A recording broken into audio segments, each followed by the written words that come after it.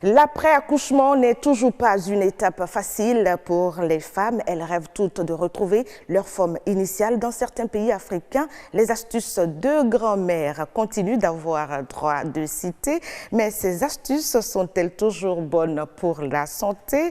Madame Annick Nonohou revient encore aujourd'hui pour nous en dire quelque chose. Mais avant, nous allons écouter ce micro-trottoir qu'a pu réaliser pour nous Victoire Rongan.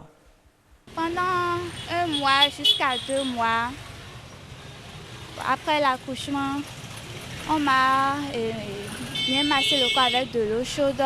Chaque matin, je prends de la bouillie, de l'eau préparée avec polo pour évacuer le reste du sang qui est resté dans le ventre. On appuie le ventre et après ça, on m'attache avec du paille pour que le ventre ne soit pas trop gros.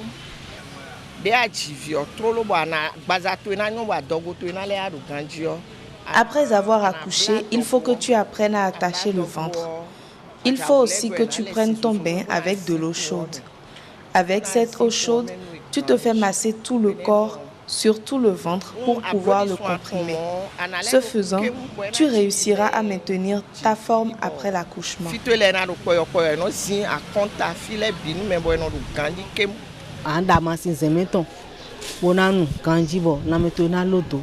C'est important de prendre les tisanes et de prendre soin de son bébé et de soi-même. Même nous remarquons que les jeunes filles aujourd'hui refusent de prendre les tisanes. Même la pâte, elles refusent de manger. C'est très mauvais.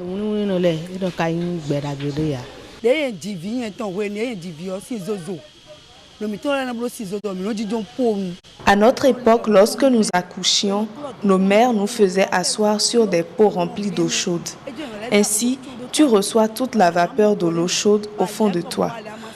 Elles font préparer de la tisane qu'elles te font boire après chaque repas. Ceci facilite la montée du lait au niveau des seins.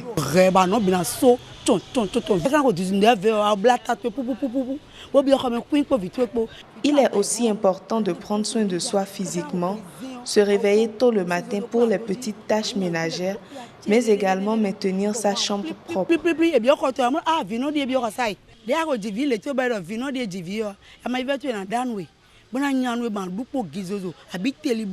C'est aussi bien de manger chaud.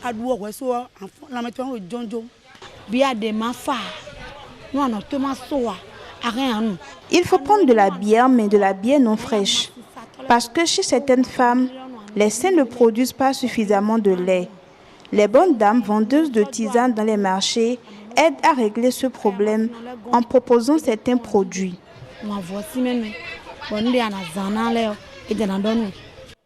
Très bel élément, en tout cas, en matière d'information. Et je retiens là que l'après-accouchement pour la femme, ce n'est pas que sa forme uniquement, mais c'est aussi l'alimentation du bébé. Et nous avons entendu ces chères dames qui ont pu partager avec nous quelques informations, comme quoi il faut prendre de la bière, il faut prendre ci pour la montée facile du lait vers les seins. Merci Yasmine pour le choix de ce sujet. Et quand on parle de maintenir la forme, tout de suite, toutes les femmes sont intéressées.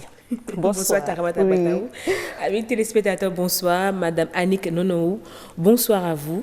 Bonsoir, hier, on était sur ce plateau. Aujourd'hui, on y est encore au rendez-vous pour toujours accompagner nos femmes après l'accouchement. Vous avez suivi ces différentes interventions. On ne va pas directement en parler. Déjà, on veut bien savoir quels sont les changements physiques que la femme peut avoir sur son corps après accouchement.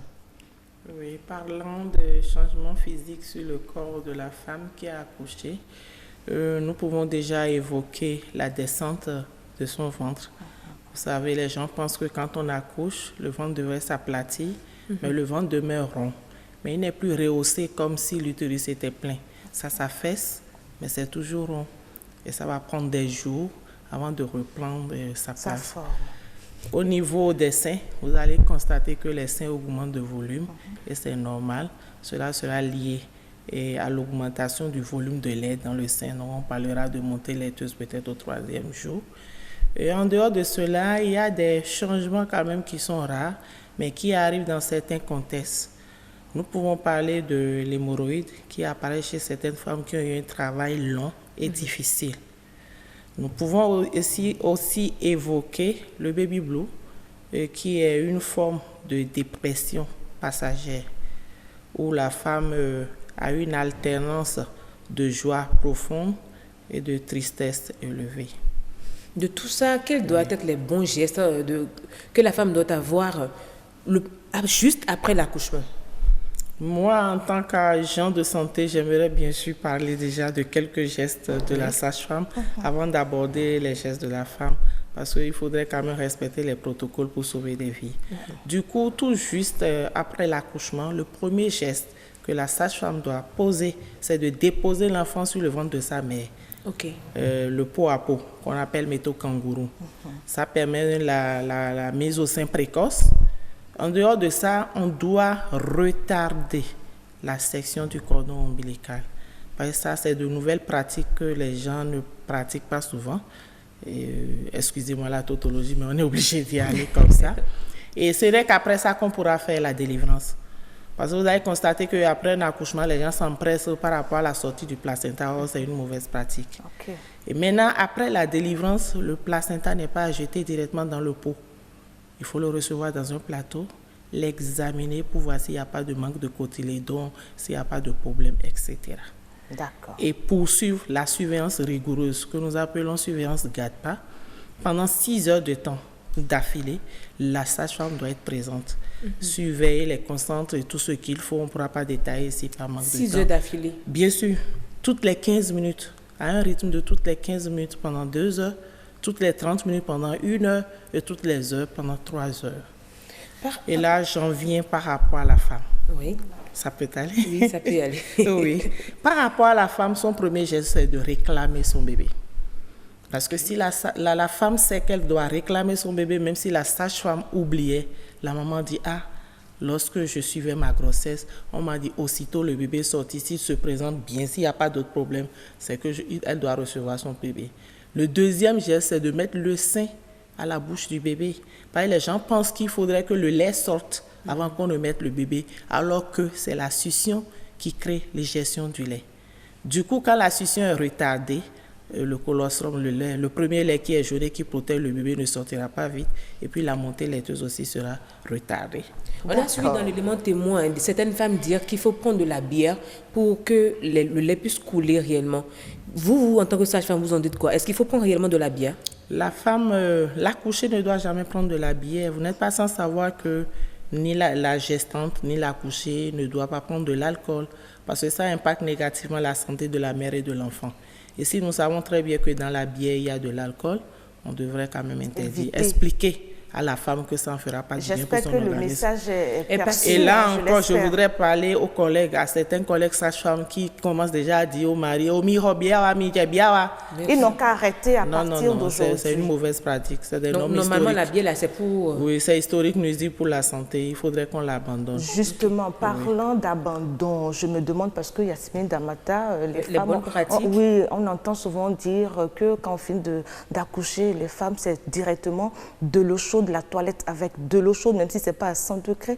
Mais est-ce que c'est ce qu'il faut réellement pour la femme? C'est une très mauvaise pratique. Voilà. C'est une très, très mauvaise pratique. Pourquoi? Parce que d'abord, la femme qui s'assoit sur de l'eau chaude va se faire brûler. Parce que quand l'eau est chaude, il y a la vapeur. Oui. Maintenant, recevoir cette vapeur au niveau de son appareil génital, notamment au niveau de la vulve, ça ne va pas aider la femme parce que cela va détruire sa flore de Dodelane. Et quand on parle de flore de Dodelane, pour expliquer simplement aux femmes, c'est que tout ce qui est là et qui est comme l'armée pour protéger le cesse contre les infections, c'est détruit. Et quand c'est détruit, c'est que la femme est exposée à des infections. L'autre chose, quand vous prenez du sang et vous mettez de l'eau chaude, ça se coagule. Ça se coagule. Donc, pensez qu'en s'asseyant sur le pot, tout ce qui est là-bas va sortir, c'est une fausse idée. Bien au contraire, ça ne rend pas service aux femmes. Yasmine, ça entraîne des infections. Allez-y. Alors, l'eau chaude, mais au moins on peut mettre de l'eau chaude sur le ventre pour le corps de la femme, pour masser le corps de la femme. Pas de l'eau chaude, de l'eau tiède. De l'eau tiède. De l'eau tiède. Pour qu'elle ne prenne pas froid, c'est tout. Bien sûr. Parce que les pratiques telles qu'on en entend parler, c'est vraiment de l'eau vraiment bien chaude. Non, mais quand c'est chaud, la femme transpire, elle tombe dans l'hypoglycémie, elle se déshydrate et parfois elle s'évanouit. Et on nous donne parfois même de la tisane chaude. Est-ce que ça dit qu'il n'y a pas de médicaments prescrits pour renforcer la femme? Il faut forcément la tisane pour qu'elle puisse évacuer ce qu'elle a à Encore l'intérieur. que les gens m'en excusent, mais moi je ne suis pas d'accord pour les tisanes. Parce que là, ça va impacter négativement la fonctionnalité des reins. On ne sait pas comment se préparent les tisanes, quel est le volume utilisé, quel est le nombre de plantes, etc. Donc, il vaut mieux prendre de l'eau simple. La femme, quand elle accouche, elle doit prendre au moins 3 litres d'eau par jour. Ça va l'aider à bien allaiter son enfant et puis faciliter. Et quelles sont les alternatives à l'eau chaude aujourd'hui si on doit tourner dos à ces pratiques de nos grands-mères? Vous savez, c'est difficile aussi parfois de tourner dos aux pratiques. Donc, vous pouvez dire à la femme de prendre de l'eau tiédie. L'eau tiédie, ça lui fera du bien. Mais interdit l'eau chaude. Parce que l'eau chaude, non, c'est pas normal. Et ça, c'est une violence physique. Une violence physique. Oui. Voilà. Et attacher le ventre, on en a vu dans une image tout à l'heure où on a serré le ventre de la femme qui vient d'accoucher pour aplatir. Comment garder la ligne après l'accouchement? Comment la femme peut garder la ligne? Pour garder la ligne, la femme doit demeurer amie de sa kinésithérapeute. Parce qu'il y a des mouvements à apprendre et ça donne de la tonicité aux muscles abdominaux qui étaient entre-temps relâchés par la surdistension utérine. Mais attacher le ventre, c'est une erreur. Parce que quand vous rencontrez les kinésithérapeutes, ils vous expliquent que ça renflasque ses muscles et au lieu que le ventre retourne à sa forme initiale. J'espère, Madame Nono, vu que le temps il est très vite passé, on ne l'a pas vu passer, j'espère que vous allez trouver un autre créneau, Yasmine Damata, tellement le sujet il est intéressant. Et j'espère que vous allez pouvoir trouver les mots pour aller sur le terrain et parler de ces questions de santé à nos chères tantes qui sont dans les villages, à nos chères mamans, parce que ces pratiques continuent toujours là-bas. On se met d'accord. Merci beaucoup, Madame Annick. Il ne faut pas prendre de la bière quand vous venez d'accoucher pour le lait maternel. Voilà. Ne prenez pas de la bière, prenez de l'eau, plus beaucoup d'eau. De l'eau chaude aussi. Merci beaucoup, Yasmine Damata, pour ce sujet qui est très, très intéressant. J'espère que le message, il est bien perçu.